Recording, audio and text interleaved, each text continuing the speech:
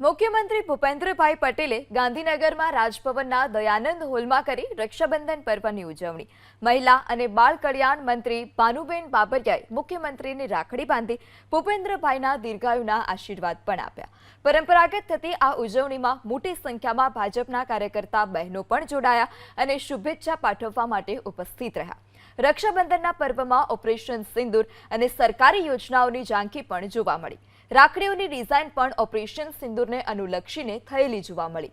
મુખ્યમંત્રીએ તમામ બહેનોને શુભેચ્છા પાઠવી. આ સાથે જ રાજ્ય અને દેશના વિકાસમાં મહિલાઓની ભાગીદારી વધે તે માટે કાર્યરત રહેવાનો પુનઃ નિર્ધાર વ્યક્ત કર્યો.